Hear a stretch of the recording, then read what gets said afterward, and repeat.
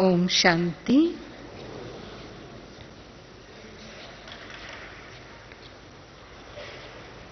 हम सब बच्चों को बाबा संगम युग पर अनेक स्वमान देते हैं। एक स्वमान ये भी है कि हम सभी बाबा के तिलकधारी, तख्त नशीन और ताजधारी बच्चे हैं। बाबा ने आत्मिक स्मृति का तिलक तो हम सबको लगाया है, लेकिन साथ साथ अनेक ज्ञान की नई स्मृतियां भी हमें दी हैं। वो अविनाशी स्मृतियों का तिलक यदि हम स्मृति में रहते हैं तो जैसे लगा हुआ है। हम सभी बाबा के बच्चे तख्त नशीन भी हैं। 2 तख्त हैं, एक अकाल तख्त और दूसरा बाबा का दिल तख्त। ये संगम युग पर है और इस पुरुषार्थ के परिणाम स्वरूप बाबा कहता है भविष्य में फिर वो राज तख्त प्राप्त होगा। बाबा के दिल तख्त नशीन हम सिर्फ ब्राह्मण बच्चे ही नहीं, लेकिन बाबा कहता है कि अगर इस विश्व की सारी आत्माएं भी बाबा के दिल तख्त पर बैठना चाहें तो बैठ सकती हैं। इतना बड़ा तख्त है। वो दुनिया में जो तख्त होता है वो तो एक समय में एक ही आत्मा बैठती है, लेकिन ये इतना बेहद का तख्त है कि सभी आत्माएं एक साथ भी चाहें तो बैठ सकती हैं, लेकिन शर्त है। बाबा के दिल तख्त नशीन बनने के लिए क्या करना होगा? बाबा कहते हैं सच्चे दिल पर साहब राजी। और दूसरी बात, एक बल एक भरोसा। सच्ची दिल है और एक बाबा ही है तो बाबा के दिल तख्त नशीन बन जाते हैं। नहीं तो फिर भले ही बाबा के बच्चे हैं लेकिन फिर भी दिल तख्त नशीन नहीं होंगे। और हम सभी ताजधारी भी हैं। बाबा ने हम सभी बच्चों के ऊपर विश्व कल्याण की जिम्मेवारी या विश्व परिवर्तन की जिम्मेवारी का ताज रखा है। बाबा हमेशा कहते हैं कि मैं बच्चों के सहयोग से ही इस पुरानी पतित दुनिया को परिवर्तन कर नई सतयुगी दुनिया बनाता हूं। बच्चे अपने तन मन धन से ही भारत को स्वर्ग बनाते हैं। सभी की एक एक उंगली का सहयोग इस कलयुगी पर्वत को उठा देता है। तो चाहे वो कोई भी बच्चे हैं, विश्व के किसी भी कोने में हैं, चाहे समर्पित हैं, चाहे प्रवृत्ति वाले हैं, चाहे बच्चे हैं, कुमार हैं, कुमारी हैं, कोई भी क्षेत्र में हैं, कोई भी व्यवसाय में हैं, लेकिन हर एक की उंगली का सहयोग इस विश्व परिवर्तन के कार्य में होता है। तो एक जैसे विश्व परिवर्तन की मशीनरी है, जैसे उस मशीनरी में अगर कोई पुर्जा खराब हो जाता है तो हो सकता है इतनी बड़ी पूरी की पूरी मशीन ही काम करना बंद कर दे। तो यहां भी बाबा कहता है एक एक आत्मा का महत्व। ऐसे नहीं कि सिर्फ हमारी दादियां हैं, जो वरिष्ठ बहनें हैं या भाई हैं, जो बहुत पुराने समय से ज्ञान में हैं, केवल वही इस विश्व परिवर्तन की सेवा का कार्य कर रहे हैं। नहीं, भले ही कुछ दिनों से ही आप ज्ञान में क्यों ना हो, बहुत छोटी आयु आपकी ज्ञान की क्यों ना हो, लेकिन जिस घड़ी या अलौकिक जन्म हुआ उस घड़ी से ही बाबा के कार्य के सहयोगी भुजाएं बन गए। तो इसलिए ब्रह्मा बाबा का यादगार है कि सहस्त्रों भुजाओं वाले ब्रह्मा हैं। तो वो सहस्त्रों भुजाएं किसकी हैं? भुजाएं सहयोग की निशानी हैं। तो वो बाबा के बच्चों की सेवा की यादगार है। तो हम बाबा के बच्चे तन मन धन या कहें मनसा वाचा कर्मणा, 3 प्रकार से बाबा की सेवाओं में सहयोग देते हैं। तो उसमें जो कर्मणा सेवा हम करते हैं वो हमारे लिए सहज होता है, क्योंकि कर्मणा का सभी को अभ्यास है। तो यज्ञ में या अपने सेवा केंद्र पर जब भी कोई सेवा का कार्य होता है, कोई निमित्त कार्यक्रम होता है, तो हम जो भी सहयोग दे सकते हैं वो स्थूल सहयोग सेवा का हम सभी बाबा के बच्चे करते हैं, यथाशक्ति यथा समय। वाणी की सेवा भी समय प्रति समय, भले कर्मणा से थोड़ा मुश्किल है, लेकिन थोड़े अभ्यास के बाद बाबा के अधिकतर बच्चे जो हैं वो ज्ञान सुनाने की सेवा भी थोड़े समय के बाद शुरू कर देते हैं।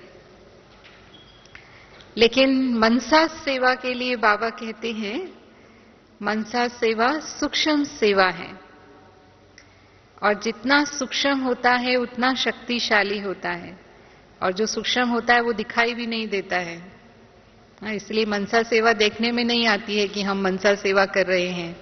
अगर हम वाचा कर्मणा सेवा कर रहे हैं तो देखने में आती है, क्योंकि वो तो हम संपर्क में आने वाली आत्माओं की ही करेंगे।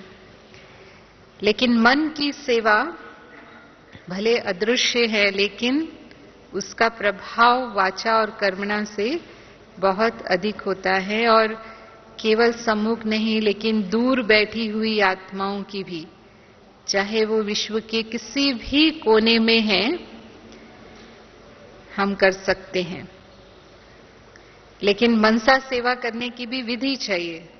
अगर वो सही विधि पूर्वक कर रहे हैं तभी उसकी सिद्धि होती है। तो ये शुभ भावना शुभ कामना की सेवा है, या कहेंगे शुभ संकल्प की शक्ति की सेवा है।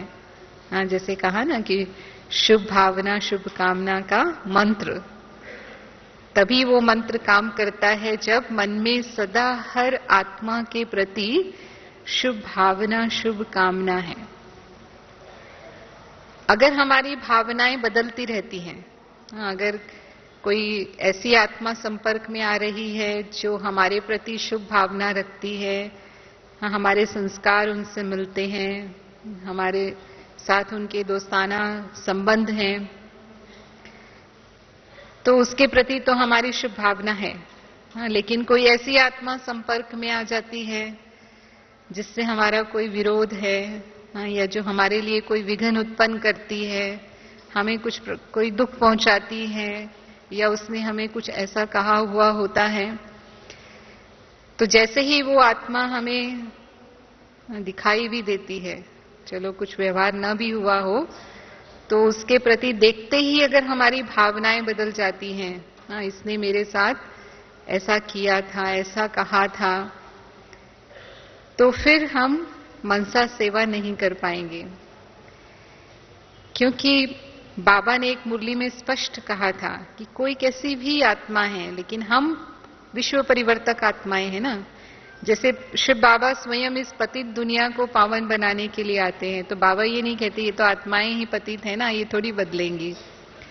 तो इसीलिए कोई कैसी भी आत्मा है, लेकिन क्योंकि हम परिवर्तक हैं तो उसके प्रति हमारी भावना बदलनी नहीं चाहिए।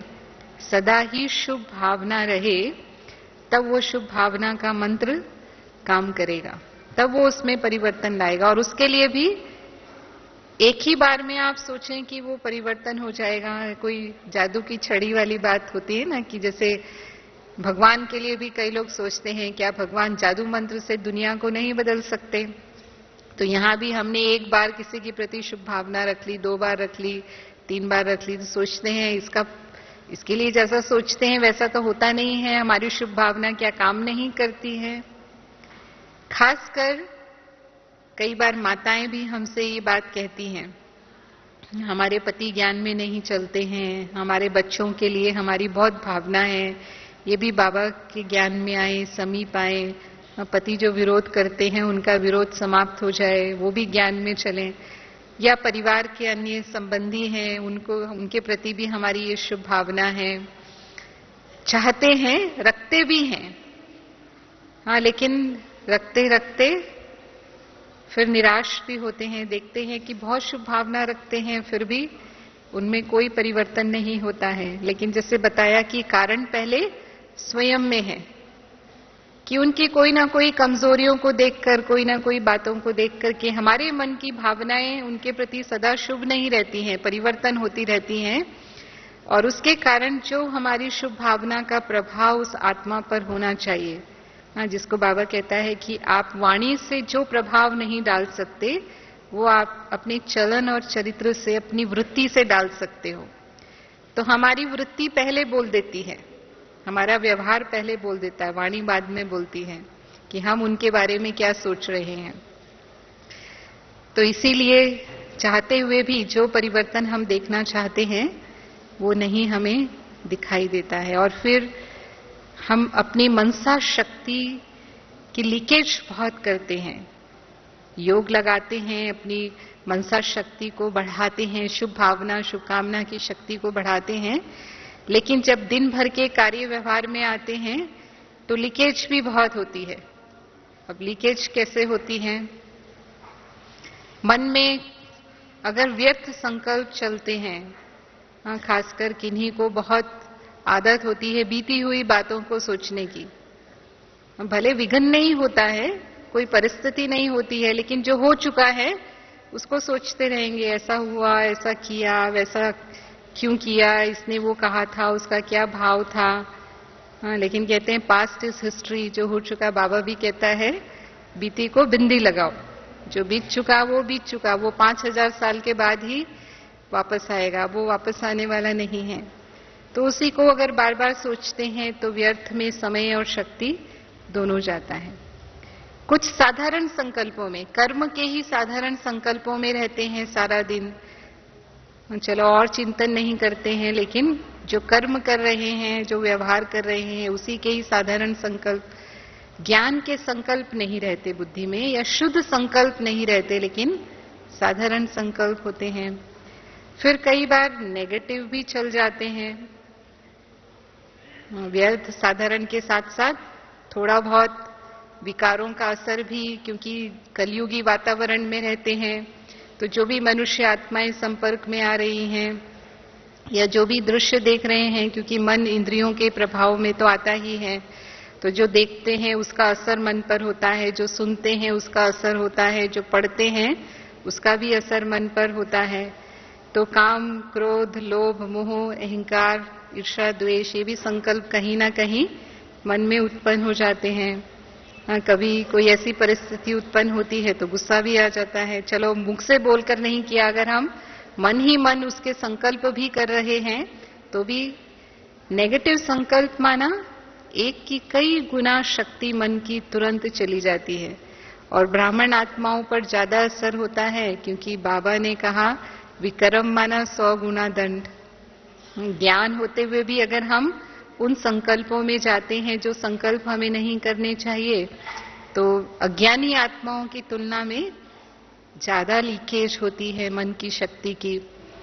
किसी आत्मा के प्रति अगर लगाव झुकाव है, किसी से बहुत स्नेह सहयोग मिलता है, किसी का आधार लेकर के हम चलते हैं, कई बार लौकिक वालों का छूट जाता है, लौकिक वाले विघ्न डालते हैं तो उनसे थोड़ा जल्दी नष्टो मोहा हो जाते हैं, लेकिन अगर अलौकिक में कोई आत्मा विशेष सहयोग दे रही है तो उसके प्रति थोड़ा बहुत भी अगर एक्स्ट्रा स्नेह रखना, सभी के साथ स्नेह है, बाबा कहता है वो राइट है, लेकिन अगर जहां भी एक्स्ट्रा होता है, थोड़ा लगाव है, तो फिर वो आत्मा याद आएगी, बाबा की बजाय वो आत्मा ज्यादा याद आती है। तो शक्ति देने वाला बाबा है, आत्मा तो शक्ति देने वाली नहीं है, तो वो भी एक लीकेज हो जाती है।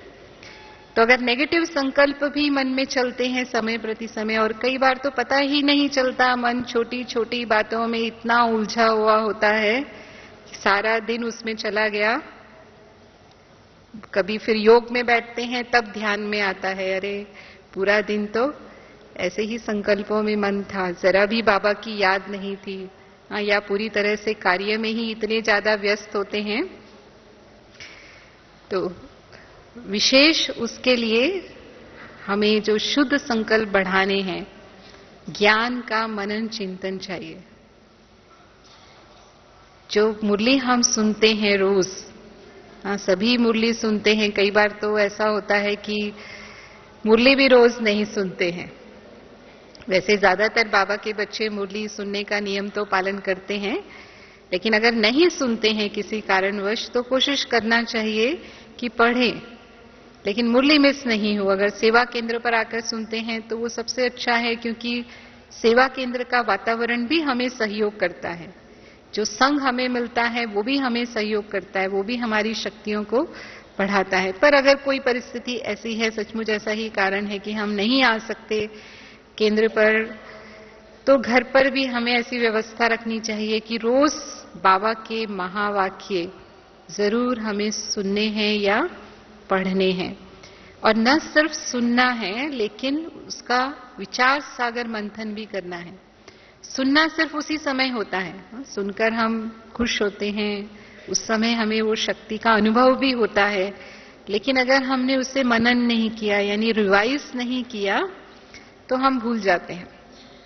1 घंटे बाद कोई आपसे पूछेगा बाबा ने मुरली में क्या कहा था, सोचेंगे मुरली में पॉइंट्स तो बहुत अच्छी थी, लेकिन क्या कहा था मालूम नहीं, याद नहीं आ रहा। अब याद ही नहीं है तो स्मृति स्वरूप कैसे बनेंगे, और स्मृति स्वरूप नहीं है तो समर्थि कैसे आएगी, क्योंकि जो स्मृति में है वही स्थिति बनेगी, स्मृति में ही नहीं है तो स्थिति बनने का प्रश्न ही नहीं होता है। तो इसीलिए बाबा हमेशा कहते हैं कि उसे हमें रिवाइज करना है। जैसे गाय का भी मिसाल देते हैं कि गाय एक बार चारा खा लेती है, फिर जैसे ही फुर्सत में बैठती है फिर से वो उसको उगालती है और फिर उसको अच्छी तरह चबा करके फिर जैसे वो पचाती है उसको। तो ये भी ऐसा है कि ज्ञान को मनन चिंतन करके हम उसे अपना बनाते हैं। सुना यानी सिर्फ वो बुद्धि तक जाता है, वो ज्ञान हमारा बनता नहीं। और समय पर यदि हम उस पॉइंट का प्रयोग करना चाहते हैं तो वो पॉइंट काम नहीं करती है। ज्ञान को हम रतन कहते हैं, ज्ञान रतन है, ज्ञान को रोशनी भी कहते हैं, ज्ञान प्रकाश है, ज्ञान शक्ति भी है, और ज्ञान हमारे शस्त्र भी हैं। माया के विरुद्ध हमारी युद्ध है ना। माया, बाबा हमेशा कहता है कि हम सभी वॉरियर्स हैं, unknown but very well known. दिखाई नहीं दे रहा है कि हम वॉरियर्स हैं, लेकिन जो भी माया की शक्तियां हैं, 5 विकार हैं, उसके प्रति हमारी युद्ध है। और हमारे अस्त्र शस्त्र जो बाबा ने हमें ज्ञान के शस्त्र दिए हैं वो हैं। तो जैसे वो युद्ध के मैदान में सैनिक जाते हैं और वो रोज ही अपने शस्त्रों को चलाने का अभ्यास करते हैं। अगर वो अभ्यास नहीं करेंगे तो सही समय पर सही निशाना नहीं लगेगा। भले युद्ध नहीं होता है रोज, युद्ध तो कभी कभी होता है, लेकिन अभ्यास रोज होता है। आप कभी भी देखेंगे ना उस आर्मी को, तो हम लोग भी सब कौन है, रूहानी सेना है ना, सेल्वेशन आर्मी बाबा हमें कहता है। तो हमें भी अपने ये ज्ञान के शस्त्रों का अभ्यास रोज करना है। अगर हम रोज अभ्यास करेंगे तभी हम इतने कुशल होंगे कि समय पर उस पॉइंट को हम कार्य में लगा सकेंगे। नहीं तो जैसे अब ड्रामा की पॉइंट हम यूज करते हैं, कोई परिस्थिति आती है, हमारा नुकसान हो रहा है, उसमें हम असफल हो रहे हैं मानो, या कोई भी ऐसी विघन है, तो बाबा कहता है कल्याण का बिंदु लगाओ, ड्रामा की फुल स्टॉप लगा दो कि ड्रामा में जो हो रहा है कल्याणकारी है, जो हुआ था वो कल्याणकारी था, जो हो रहा है वो कल्याणकारी है, जो होगा वो भी कल्याणकारी होगा। अब है तो बहुत पावरफुल पॉइंट, हाँ, लेकिन उस समय कल्याण अगर नहीं दिखाई दे रहा है तो वो कल्याण का बिंदु लगता नहीं है। भले वो बात जब गुजर जाती है तब समझ में आता है कि सचमुच भले परिस्थिति बुरी थी लेकिन इसमें मेरा कल्याण समाया हुआ था। तो बाबा ने कहा कि शिव बाबा कल्याणकारी है, संगम युग कल्याणकारी है, इसलिए बच्चों का कल्याण कभी हो ही नहीं सकता। तो चाहे जो भी परिस्थिति उत्पन्न हो रही है उसमें कल्याण है ही है, तो यही समझना है। लेकिन वो तभी कार्य करेगी जब हमने उसको समाया है अंदर में, सिर्फ सुना नहीं है, लेकिन अगर वो अंदर समाया होगा तब समय पर वो इमर्ज होगा और वो पॉइंट काम करेगा। तो इसीलिए अभ्यास यानी मनन चाहिए और उसको हम कई बार दिन में दोहराएं। और हर बार बाबा की मुरली में हमारे लायक कोई ना कोई ऐसी विशेष बात होती ही है जो हमारी कमजोरी से संबंधित होती है। हमें लगता है कि आज बाबा ने जैसे मेरे लिए ही ये बात कही, कोई ना कोई बात हमें जरूर ऐसा लगता है कि ये बात आज जैसे बाबा ने मेरे लिए कही, हम उसे नोट कर लें और उसे दिन में कई बार रिवाइज कर लें। रिवाइज करेंगे तो जरूर उस पर फिर हमारा चिंतन चलता है, इसका राज क्या है, इसे मुझे किस विधि से प्रयोग में लाना है, कब इसे मुझे प्रयोग में लाना है, या अन्य आत्माओं की भी इस पॉइंट से अगर मुझे सेवा करनी है तो किस तरह से हमें दूसरी आत्माओं को इसे सुनाना है। तो बाबा कहते हैं कि जब भी समय मिले, हो सकता है कि हम अपने कारोबार में बिजी हों सारा दिन और हमारा चिंतन ज्ञान का नहीं चलता हो, कार्य का ज्यादा चलता हो, लेकिन फिर भी बुद्धि हमेशा उसमें बिजी नहीं रहती है। कोई कोई टाइम ऐसा होता है कि हमारी बुद्धि फ्री होती है और जैसे ही बुद्धि फ्री होती है उस समय हम भले कुछ मिनट के लिए ही सही लेकिन अपनी बुद्धि में वो पॉइंट ले आए। तो मनन चिंतन हमारी शुभ भावना की शक्ति को, हमारी मनसा शक्ति को बढ़ाता है। संसार समाचार से अगर हम अपनी मनसा शक्ति को बढ़ाना चाहें तो बढ़ सकती है। दुनिया में अगर दिन भर में हम आपस में बातचीत करते हैं या जो भी कार्य व्यवहार करते हैं, सुनते देखते, वो सब क्या होता है? संसार समाचार होता है, इसका उसका, इसकी बात उसकी बात, या दुनिया में क्या चल रहा है उसकी बात होती है। वो हमारी मनसा शक्ति को बढ़ाने वाला नहीं, लेकिन हमारी मनसा शक्ति को कम करने वाला होता है। और एकाग्रता का अभ्यास बढ़ाएं। एकाग्रता के लिए बाबा कहते हैं जितना समय जिस स्थिति को हम बनाना चाहें उस स्थिति में मन लगा रहे।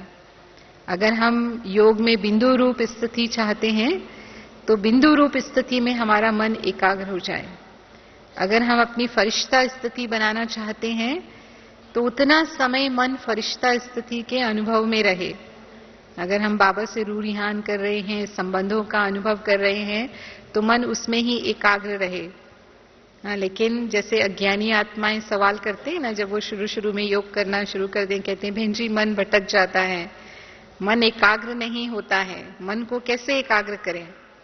तो ब्राह्मण आत्माओं के भी यही प्रश्न रहते हैं कि हम सोचते तो हैं हम बाबा से रूढ़िहान करें, सर्व संबंधों का अनुभव करें, फरिश्ता स्थिति का, योग की ऊंची स्थिति का अनुभव करें, लेकिन बहुत कम समय मन टिक पाता है, नहीं तो मन इधर उधर चला जाता है। तो वो एकाग्रता अभ्यास से आएगी। जितना हम अभ्यास करेंगे उसका, उस स्थिति में स्थित होने का, उतना वो बढ़ता जाता है। तो जब भी समय मिले, क्योंकि विशेष एकाग्रता हम बैठ करके योग जब करते हैं तब अनुभव करते हैं, कर्म योगी बन करके हम इस प्रकार की एकाग्रता का अनुभव नहीं कर पाते। तो अमृत वेले का जो समय है वो हमारा विशेष इन स्थितियों के अनुभव का समय होता है। और फिर बीच बीच में भी जैसे जैसे हमें समय मिलता है, जिसको बाबा कहता है रूहानी ड्रिल करते रहो। आपने मधुबन में देखा होगा हर घंटे में ट्रैफिक कंट्रोल होता है। जो 5 टाइम होता है ऑफिशियल वो तो होता ही है, लेकिन हर घंटे में भी 1 मिनट तो वो कि हम तुरंत निराकारी स्थिति चाहें तो अपनी निराकारी स्थिति में स्थित हो जाएं, यानी अशरीरी स्थिति में स्थित हो जाएं। फरिश्ता स्थिति बनाना चाहें, फरिश्ता स्थिति बना लें। तो अगर ये बीच बीच में हम अभ्यास करते रहेंगे, तो जैसे हम शारीरिक ड्रिल करते हैं तो शारीरिक ड्रिल करने से शरीर शक्तिशाली होता जाता है। एक्सरसाइज करते हैं ना, व्यायाम करते हैं, योगासन करते हैं, तो उससे शरीर शक्तिशाली होता जाता है। ऐसे ही ये मन की एक्सरसाइज है। बाबा ने 2-3 साल पहले कहा था कि अपने 5 स्वरूपों का अभ्यास दिन में 8 बार करो। याद होगा। हाँ, तो वो समझो ऐसे था कि हम स्वदर्शन चक्र चला रहे हैं दिन में 8 बार, क्योंकि 5 स्वरूप माना अपने अनादि स्वरूप को याद करो, अपने देवताई स्वरूप को याद करो, फिर अपने पूज्य स्वरूप को याद करो, अपने वर्तमान ब्राह्मण स्वरूप को याद करो, और फिर फरिश्ता स्वरूप। ये 5 स्वरूप क्या हैं? जैसे कि हमने अपने आप को इस सृष्टि चक्र में अपना स्व का दर्शन किया। तो अगर हम 8 बार ये अभ्यास कर लेते हैं तो सोचो कितनी अच्छी स्थिति मन की हो जाएगी। और सिर्फ ऐसे नहीं कि सोचना है उसको, लेकिन उस अनुभव में जाना है कि जब मैं आत्मा देवता थी तो मेरा अनुभव क्या था, जब मैं आत्मा पूज्य हूं, भक्त आत्माएं मेरे सामने खड़ी हैं, तब अनुभव क्या है, जब मैं आज हम ब्राह्मण हैं तो ब्राह्मण में परमात्मा हमारा पिता है, माता पिता शिक्षक सदगुरु है, तब हमारा ये हीरे तुल्य जीवन कितना श्रेष्ठ है। उस भाग्य का हम अपने मन में स्मरण करें। फिर फरिश्ता स्थिति कितनी डबल लाइट स्थिति है, अन्य आत्माओं को भी लाइट माइट देने वाली स्थिति है। तो उस अनुभव से जब हम उसका अभ्यास करते हैं तो ये ड्रिल करना बहुत जरूरी है, तब हमारी एकाग्रता की शक्ति बढ़ती है। और बाबा कहते हैं बहुत काल का अभ्यास चाहिए। ऐसे नहीं कि हम सोचें कि हम अंत में कर लेंगे। मन के ऊपर रूलिंग पावर, कंट्रोलिंग पावर अभी से चाहिए। अगर आप कहते हैं 1 सेकंड में ये संकल्प स्टॉप हो जाए तो हो जाना चाहिए, लेकिन इतनी पावरफुल ब्रेक लगती नहीं है। सोचते हैं कि ये नहीं सोचना है, पता है श्रीमत से ये नहीं सोचना है, फिर भी घंटों वो संकल्प चल रहे हैं। घंटों क्या, कई बार दिनों तक वो संकल्प चल रहे हैं। बड़ी मुश्किल से वो ब्रेक लगता है। जब तक कि वो शुभ भावना, शुभ संकल्पों की शक्ति नहीं बढ़ती है, जब तक ज्ञान नहीं सुनते हैं, उसको स्मृति में नहीं रखते हैं, तब तक वो जैसे फिर ब्रेक नहीं लग पाता है। तो बहुत काल का अभ्यास होगा तो ही अंत समय का जो पेपर होगा, बाबा कहता है अंत का पेपर भी कितने समय का होगा, कितना समय मिलेगा, ज्यादा समय मिलेगा या 1 सेकंड का समय मिलेगा। तो बुद्धि जरा भी हलचल में ना आए, चाहे परिस्थितियां तो बहुत हलचल में लाने वाली होंगी, क्योंकि समय ही अंत का होगा। तो अन्य आत्माएं भी ऐसी स्थिति में होंगी कि वो आपकी बुद्धि को खींचेंगी। हाँ, भले आप शांत हैं, लेकिन बाहर का वातावरण इतना अशांत होगा कि आपके मन को भी अशांत बना देगा। फिर बाबा कहते हैं कई बार दूसरों को गोली लगती है ना, तो लग दूसरों को रही है, लेकिन जो देखने वाला होता है उसका हार्ट फेल हो जाता है। तो प्रभाव आ गया ना उसका, दूसरे का प्रभाव अपने ऊपर, जो देखा उसका असर अपने ऊपर आ गया। तो उस वातावरण से भी खुद को सेफ रख सकें, उसका असर अपने ऊपर नहीं आए, तो इसके लिए पहले से ही अभ्यास होगा, तब वो हम कर पाएंगे। तो इसीलिए एकाग्रता का अभ्यास अभी से चाहिए। तो ये जो नियम बना बड़ी दादी जी, दादी प्रकाश मणि जी के समय से ही, कि हर घंटे में हमें 1 मिनट भी अशरीरी होने का अभ्यास जरूर करना है। दुनिया में भी एकाग्रता की शक्ति से लोग बहुत सिद्धियां दिखाते हैं, असंभव को भी संभव करके दिखाते हैं। मुझे याद है कुछ साल पहले दादी जानकी जी के साथ एक साइकोलॉजिस्ट यूरी गेलर, आप लोगों में से किसी ने नाम सुना हो या नहीं सुना हो, पुराने भाई बहन जानते होंगे। तो उनका एक लंदन में कार्यक्रम हुआ था। वो इजराइल का साइकोलॉजिस्ट था, और उसकी मानसिक शक्ति ऐसी थी कि अगर वो किसी भी चीज को लगातार थोड़े समय तक देख ले तो वो जैसा संकल्प उसके प्रति करेगा वैसा ही उसमें चेंज आ जाएगा। तो उसने भरी सभा में जब वो प्रोग्राम रखा था तो कई लोगों को कहा कि वो अपने कार की चाबी उसके सामने लाएं, क्योंकि विदेश में तो अधिकतर लोगों के पास गाड़ियां होती ही हैं। तो उसने लगातार देख करके उनकी चाबी को मोड़ दिया, बिना कुछ टच किए चाबी मुड़ गई। फिर ऐसे ही देख करके उनकी चाबी को सीधा भी कर दिया, वापस सीधा भी कर दिया। फिर उसने कुछ अनाज के दाने अपने हथेली पर रखे, जैसे मूंग है, गेहूं है। तो सिर्फ थोड़ा समय दृष्टि दिया, उसको देखता रहा और वो अंकुरित हो गए। अब इतना जल्दी तो दाने अंकुरित नहीं होते हैं, उनको भिगो के रखना होता है, 24 घंटे के बाद वो अंकुरित होते हैं। लेकिन उसने कुछ मिनट के अंदर ही सिर्फ देखते देखते वो दाने अंकुरित कर दिए। घड़ी को देखा उसने लगातार, तो घड़ी बंद हो गई। फिर दोबारा देखा तो वो घड़ी चालू हो गई। तो जो Guinness book of world records हैं, हाँ आपने नाम सुना होगा, उसमें ऐसे ऐसे लोगों के नाम दर्ज हैं जिन्होंने इस तरह के कई कारनामे दुनिया में दिखाए हुए हैं, जो उनकी मनसा शक्ति का, जिसके द्वारा वो सिद्धि प्राप्त करते हैं, उसका प्रमाण है। तो खैर उस सभा में तो दादी जी ने तो सिर्फ शांति का, राज्यों का अभ्यास कराया। फिर दोनों के दिमाग की जांच की गई तो देखा कि जो यूरी गेलर था उसके दिमाग में अल्फा वेव्स हैं। अल्फा वेव्स तब होती हैं जब माइंड रिलैक्स होता है, लेकिन दादी जी के मस्तिष्क में सिर्फ अल्फा वेव्स नहीं लेकिन डेल्टा वेव्स भी थे। तो डेल्टा वेव्स तब होते हैं जब हम बहुत गहरी नींद में होते हैं, जब मन कोई स्वप्न भी नहीं देख रहा होता। स्वप्नावस्था में भी डेल्टा वेव्स नहीं आती हैं, लेकिन बिना सपने वाली जो नींद होती है उसमें जो मस्तिष्क की तरंगे होती हैं वो दादी जी की जागृत अवस्था में थी। तो वैज्ञानिकों को बहुत आश्चर्य हुआ, और जो दादी जी ने योग का अभ्यास कराया उससे जो शांति का वाइब्रेशन सबने अनुभव किया, यहाँ तक कि वो जो साइकोलॉजिस्ट बैठा था उसने भी वो जो अनुभव किया, तो उसने कहा कि दादी इसकी जरूरत है संसार को। मैं जो दिखा रहा हूं ये तो एक प्रदर्शन है, उससे भले मुझे नाम मिलेगा, प्रसिद्धि मिलेगी, लेकिन उससे कल्याण, किसी का कुछ कल्याण नहीं होगा। लेकिन लोगों को तो शांति चाहिए, और आपने जो अनुभव कराया वो मैं नहीं करा सकता, मैं दुनिया को शांति नहीं दे सकता। तो ये जो सफलता है ये उससे अधिक श्रेष्ठ है। तो कहने का भाव ये है कि हमारी जो राजयोग की सिद्धि है, कई बार नहीं लोग हमसे भी सवाल पूछते हैं, अच्छा आप योग अभ्यास करते हैं तो कोई विशेष चमत्कार आपके जीवन में होने लगते हैं, या हम भी सोचते हैं हम कोई मनसा सेवा कर रहे हैं तो कोई ऐसा कोई चमत्कार होगा जो हम संकल्प कर रहे हैं बिल्कुल वैसा का वैसा हो जाएगा। तो बाबा ऐसे चमत्कार को नमस्कार वाली विद्या हमें नहीं सिखाते हैं, लेकिन बाबा तो जीवन ही परिवर्तन करते हैं, संस्कार ही परिवर्तन कर देते हैं, जो श्रेष्ठ कर्म की शक्ति हमें सिखाते हैं, जो शांति की शक्ति हमें सिखाते हैं, जो हम अपनी शांति की वृत्ति से पूरे वायुमंडल, वातावरण को बदल सकते हैं, अन्य आत्माओं को भी उसका अनुभव करा सकते हैं। ये उसकी जैसे विशेष सिद्धि है। हम शास्त्रों में भी सुनते हैं, बाबा जो हमें कहते हैं कि एक लक्ष्य पर ही हमारी बुद्धि होनी चाहिए।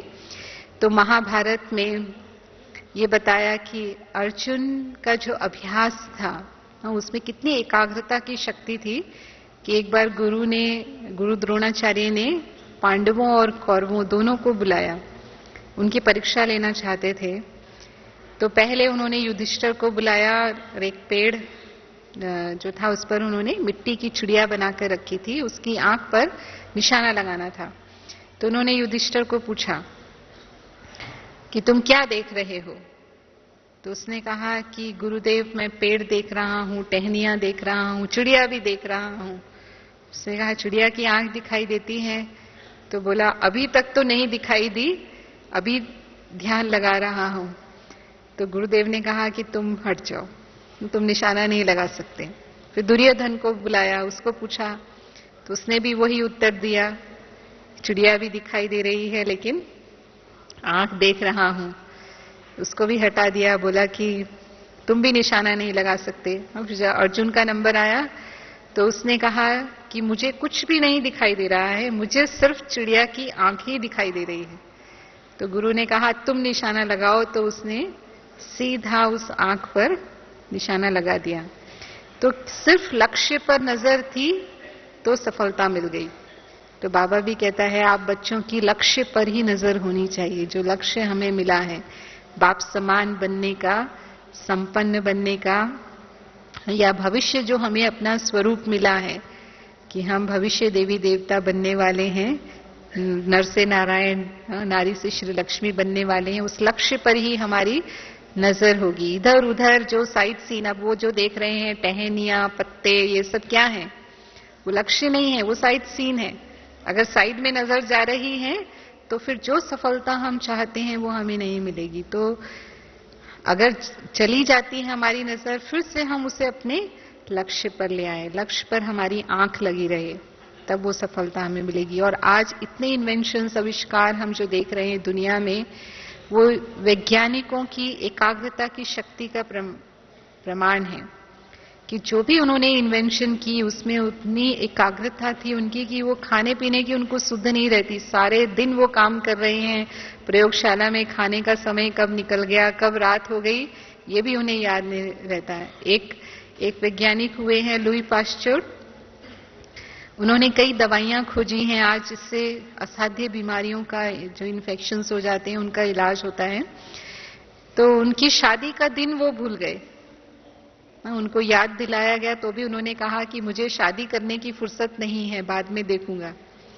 तो इतनी उनकी एकाग्रता अपने कार्य में होती थी। तो अगर हम जो स्थिति बनाना चाहते हैं, उस स्थिति के लिए अगर हमारी मानसिक एकाग्रता इतनी श्रेष्ठ, इतनी लगन है हमारी, इतनी रुचि है, तो अवश्य हम वो स्थिति का अनुभव कर पाते हैं। तो एकाग्रता की शक्ति का अभ्यास बढ़ाना बहुत आवश्यक है। और दूसरा, अंतर्मुखता का अभ्यास चाहिए। 2 युगों से वाणी में आने का आत्मा को अभ्यास है। द्वापर युग से ही बाबा कहते हैं कि कथा सुनने सुनाने की आदत पड़ी हुई है। तो अभी भी सहज ही हम वाणी में आ जाते हैं, और कई लोगों को बहुत व्यर्थ बोलने की आदत होती है। अंतर्मुखता अर्थात कम बोलो, धीरे बोलो, मीठा बोलो, और जो भी बोलो वो सोच समझ के बोलो। बाबा ये चौथी बात भी उसमें ऐड करते हैं। तो कम बोलो अर्थात कोई ना कोई सप्ताह में एक दिन हम जरूर अपने लिए ऐसा रखें जब हम पूरी तरह मौन रहें। कई बार मुख से पूरी तरह मौन होना शायद हमारे लिए आसान नहीं होता क्योंकि कारोबार होता है। तो मन का मौन तो अवश्य हो कि आज के दिन हमने ये व्रत लिया है कि बिल्कुल हम मुख से भी कम से कम बोलेंगे, जहां बहुत जरूरी है उतना ही बोलेंगे, और नहीं तो मन बिल्कुल व्यर्थ संकल्पों में नहीं जाए, नेगेटिव संकल्पों में नहीं जाए। ये व्रत तो आज का दिन जरूर हम उसका अटेंशन रखेंगे। तो जो बाबा कहते हैं अंतर्मुखी सदा सुखी, वो अतीन्द्रिय सुख का अनुभव सचमुच आत्मा करेगी अगर मन एक उसी लगन में मगन हो जाता है। जैसे लोग व्रत रखते हैं, स्थूल व्रत उपवास करते हैं, तो भी पूरा दिन कोशिश करते हैं कि आज का दिन मेरा मन, जो मेरा इष्ट है, जिसके लिए मैंने ये व्रत किया है, उसमें लगा रहना चाहिए। उसके लिए अपने आप को भूखा भी रखते हैं ताकि अटेंशन रहे। तो ये भी एक व्रत कम से कम हफ्ते में एक दिन तो हम अपने लिए जरूर अभ्यास के लिए करें। और अगर नहीं तो सुबह 4 से 8 का समय तो बाबा कहता है अंतर्मुक्ता का ही समय है। जब तक हम बाबा की मुरली सुनते हैं, अमृत वेला करते हैं, तो बिल्कुल मौन में रहें। उस मौन से हमारी शक्ति जमा होती है। जितना हम व्यर्थ बोलचाल में आते हैं, इधर उधर गपशप में समय बिताते हैं, उतना हमारी वाणी की शक्ति के साथ साथ हमारी मनसा शक्ति भी कमजोर होती है। तो अंतर्मुक्ता के अभ्यास को बढ़ाते जाएं। जितना जितना हम मनसा सेवा करते हैं, तो मनसा सेवा के परिणाम हो सकता है कि हमें तुरंत दिखाई नहीं देते, लेकिन उसके लाभ अन्य आत्माओं के प्रति भी, विश्व की जो अन्य आत्माएं हैं उसमें हमें बाबा कहता है कि वैसे आप एक स्थान पर रहते हो तो हद के सेवाधारी हो, अपने सेंटर के सेवाधारी हो या अपने स्थान शहर के सेवाधारी हो, लेकिन मनसा सेवा के द्वारा हम बेहद विश्व के सेवाधारी बन जाते हैं। विश्व की सभी आत्माओं को शांति का अनुभव कराना, शक्ति का अनुभव कराना, लाइट और माइट का अनुभव कराना, सुख की अनुभूति कराना, सहयोग की अनुभूति कराना। कोई आत्मा अगर कोई हिम्मतहीन है, हम उसको हिम्मत देना चाहते हैं, तो दूर बैठे भी हम उसको हिम्मत दे सकते हैं। अगर वो निरुत्साह है तो उसके अंदर उत्साह ला सकते हैं। अगर उसको श्रेष्ठ भाग्य बनाने की प्रेरणा देनी है तो वो प्रेरणा भी हम घर बैठे भी दे सकते हैं। लेकिन विधि है, उस विधि से जब हम करेंगे तभी हमें वो सिद्धि मिलेगी। और बाबा ने हमेशा कहा है कि वो आत्मा भी ऐसा महसूस करेगी कि जरूर मुझे कुछ शक्ति मिल रही है, मुझे प्रेरणा मिल रही है, बैठे बैठे ही मुझ में जैसे उत्साह का संचार हो रहा है।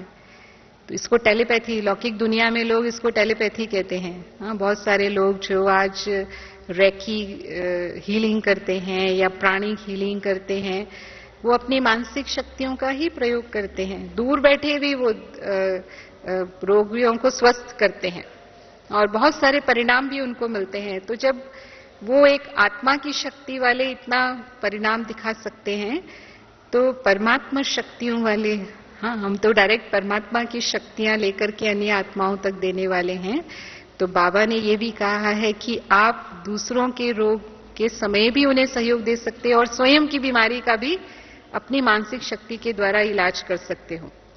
हाँ, भले ही ये तमोगुणी तत्वों का बना हुआ शरीर है और आत्मा के 63 जन्मों के हिसाब किताब भी हैं, तो कोई ना कोई बीमारी, कलयुगी दुनिया में तो सभी के शरीर में कोई ना कोई बीमारी है, छोटी या बड़ी बीमारी जो भी होती है। तो कभी कभी अगर ऐसी बीमारी भी हो जाती है तो हम अपनी मनसा शक्ति से बहुत कम दवाइयों के आधार पर, आत्मिक बल से भी, बाबा कहता है अगर मन स्वस्थ है तो तन पर भी उसका पूरा असर होता है। तो ऐसे अनेक प्रयोग अपने यहाँ डॉक्टर्स लोग करते भी रहते हैं। अपने ग्लोबल हॉस्पिटल में भी आपने सुना होगा कि हार्ट के हृदय के जो मरीज हैं उनके कैंप चलते हैं और बहुत सारे मरीजों को उससे लाभ हुआ है। अभी तक लगभग 5000 मरीज ऐसे आए हैं और उनको योग की विधि द्वारा कैसे वो अपने मन के विचारों का परिवर्तन करके, जो भी नेगेटिव विचार हैं किसी के प्रति, ईर्ष्या के, द्वेष के, नफरत के जो विचार हैं, उसके बदले मन में शुभ भावना रखें, वो पूरा ज्ञान उनको देते हैं यहाँ जब वो 7 दिन रहते हैं। और योग की जो विधि बताते हैं कि जो भी अपनी शक्ति है, योग की शक्ति, वो हृदय पर कैसे फोकस करें और किस तरह से उनके कोरोनरी आर्टरी के ब्लॉकेजेस खुल सकते हैं। तो सचमुच बिना हार्ट का ऑपरेशन किए उनके ब्लॉकेजेस खुले हैं।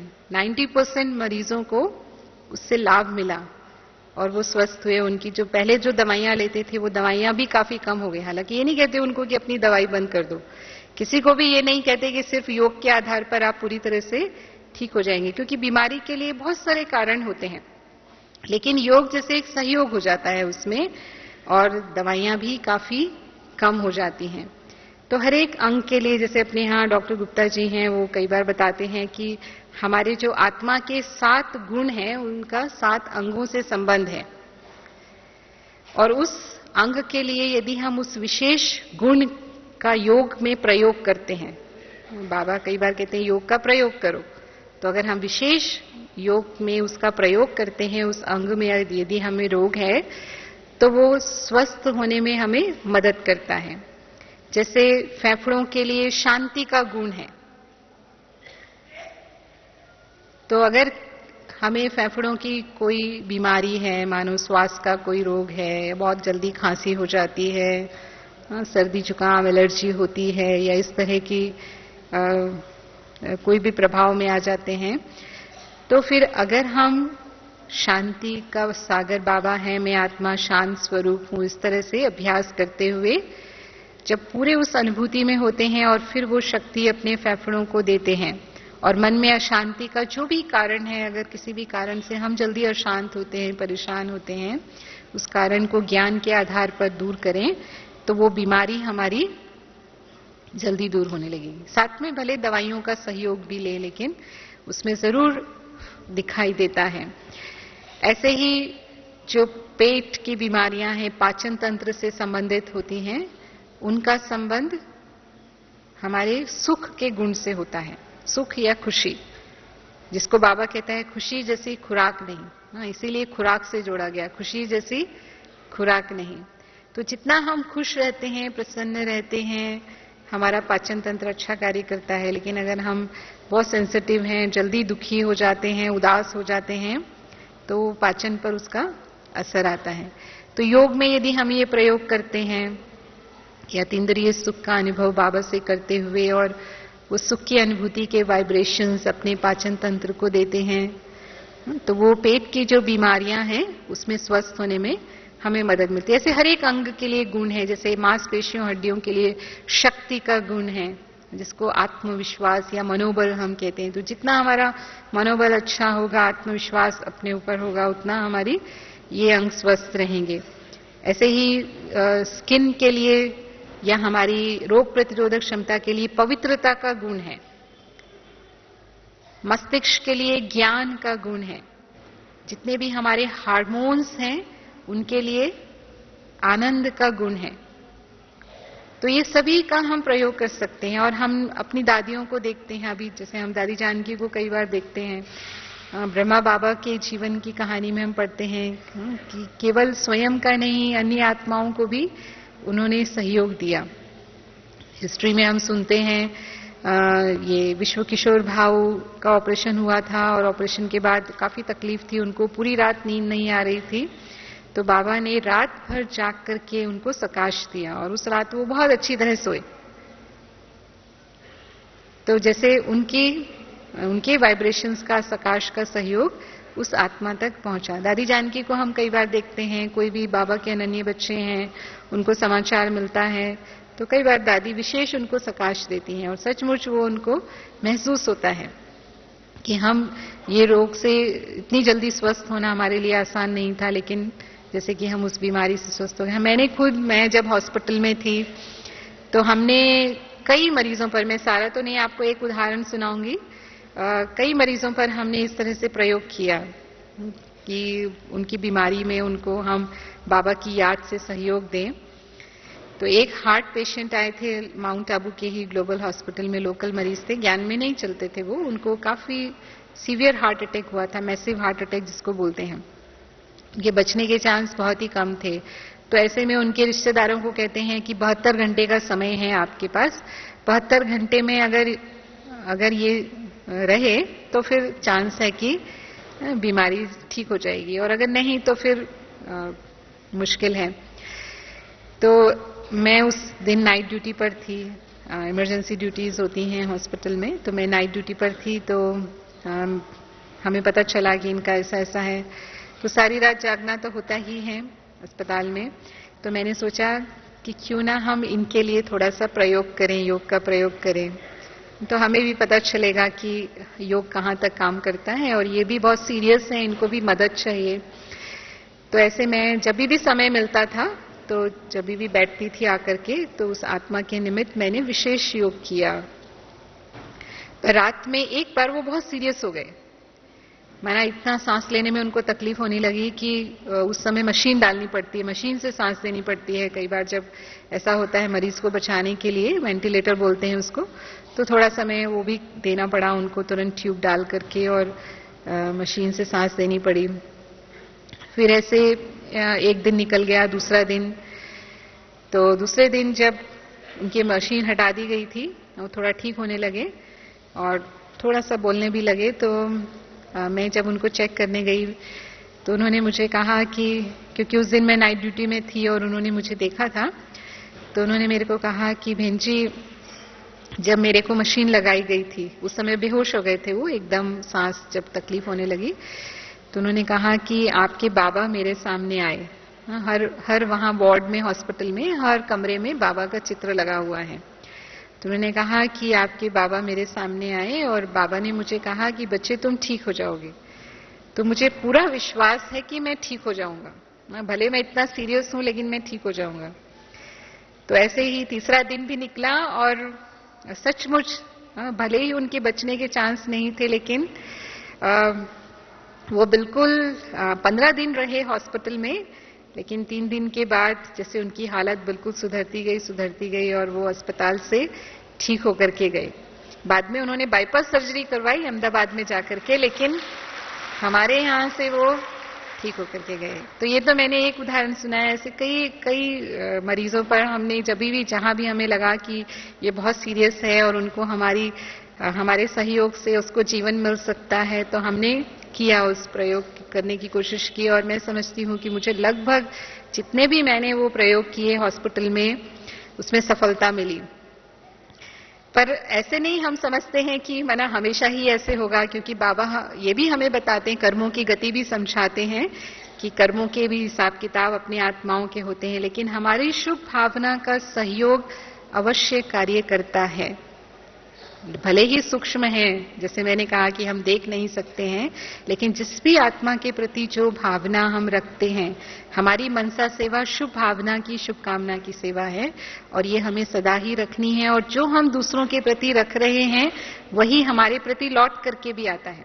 तो लास्ट में एक छोटी सी कहानी सुना करके मैं पूरा करूंगी कि एक बार एक राजा था, उसका मंत्री के साथ वो अपने राज्य की प्रजा का हाल लेने के लिए रोज जाता था। तो एक दिन उसने पूछा कि मंत्री, तुम बता सकते हो मेरी प्रजा मेरे बारे में क्या सोचती है? तो उसने कहा कि महाराज, जो आप अपनी प्रजा के बारे में सोचते हैं ना, वही प्रजा आपके बारे में सोचती है। तो उसने कहा कि कैसे? मैं नहीं मानता इस बात को। उसने कहा कि अच्छा, आप मुझे अगर कहेंगे तो मैं आपको प्रमाण दे सकता हूं। तो नगर में जा रहे थे, रास्ते में देखा एक लकड़हारा आ रहा है, उसके सिर पर लकड़ियों का बहुत बड़ा गट्ठा रखा हुआ है। तो उसको पूछा कि लकड़ियां कहां से लाए हो? तो बोला जंगल से काट कर लाया हूं। वेश बदला हुआ था तो उसको तो पता नहीं चला कि ये राजा है। तो राजा को बहुत गुस्सा आया और आगे चले तो उसने मंत्री को कहा कि ये मेरे राज्य के जंगलों की इतनी लकड़ियां काटता है, सारे जंगल नष्ट कर देगा, इसको कल दरबार में बुलाना, मैं इसको सजा दूंगा ताकि आगे से ये जंगल की लकड़ियां ना काटे। तो मंत्री ने कहा कि महाराज आप 1 मिनट रुकिए, मैं लकड़हारे से पूछता हूं। तो वो गया लकड़हारे के पास और उसको कहा कि तुमने एक खबर सुनी है? उसने कहा क्या खबर? कि हमारे राज्य की राजा की मृत्यु हो गई है। तो उसने कहा कि राजा की मृत्यु हो गई है, इससे मुझे क्या फर्क पड़ता है? ऐसा राजा जो प्रजा का ख्याल नहीं रखता है, वो मरे या जिए, उससे मुझे क्या फर्क पड़ता है? ऐसे कह के वो जाने लगा। तो मंत्री ने राजा की तरफ देखा तो उसने कहा ये तो मूर्ख है, मैं इसकी बात नहीं मानता हूं। फिर वो आगे गए, नगर में जा रहे थे तो एक बुढ़िया दिखी, वो हाथ में लाठी पकड़ के चल रही थी, कमर वगैरह उसकी झुकी हुई थी, बड़ी कमजोर सी। तो राजा को दया आ गई। उसने कहा कि इस बुढ़िया को कल दरबार में बुलाना, मैं इसकी पेंशन कर दूंगा, तो ये जब तक जिएगी आराम से खाएगी। पता नहीं इसके बेटे इसको खिलाते होंगे नहीं खिलाते होंगे, तो ये अच्छी तरह से रह सकेगी। उसने कहा महाराज 1 मिनट में इसको पूछता हूं। तो गया बुढ़िया के पास और उसको भी वही बात कही कि तुमने एक समाचार सुना है, हमारे राज्य की राजा की मृत्यु हो गई है। तो उसने कहा क्यों मजाक करते हो, इतना दयालु राजा, प्रजा का ख्याल रखने वाला राजा, वो कैसे मर सकता है? तो उसने कहा सचमुच मैं मजाक कर रहा हूं, राजा की मृत्यु नहीं हुई। तो उसने कहा आगे से कभी ऐसा मत कहना, ऐसा राजा तो जुग जुग जिए। मंत्री ने फिर राजा की तरफ देखा। तो क्या सिद्ध होता है कि जैसा भाव उसने सामने वाले व्यक्ति के प्रति रखा, वैसा ही भाव उसमें भी इमर्ज हो गया। तो यदि हम दूसरों के प्रति शुभ भावनाएं रखते हैं तो अपने आप उनकी भी भावनाएं हमारे प्रति शुभ हो जाती हैं। अगर हो सकता है कि शुरू में हमारे कोई कर्म के हिसाब किताब के कारण उनकी भावना हमारे प्रति शुभ नहीं भी थी, लेकिन अगर हम रखते रहेंगे तो हमारी शुभ भावनाएं उनकी भी भावनाओं को हमारे प्रति अवश्य परिवर्तन कर देती हैं। तो ये सूक्ष्म सेवा का जो अभ्यास है, शुभ भावना शुभ कामना की सेवा का, वो अभी से ही चाहिए, क्योंकि अंतिम समय की सेवा यही सेवा है। बाबा कहते हैं अंत में हम वाचा के द्वारा भी सेवा नहीं कर सकेंगे और कर्मणा के द्वारा भी सेवा नहीं कर सकेंगे। सिर्फ एक नजर से ही निहाल करने वाली सेवा होगी कि एक दृष्टि ही देंगे आत्माओं को और उसी में ही उनको जैसे कि सब कुछ अनुभव करा सकेंगे। लेकिन वो तब जब हम पहले से उसे जमा करेंगे, उसका पहले से अभ्यास करेंगे। ओम शांति।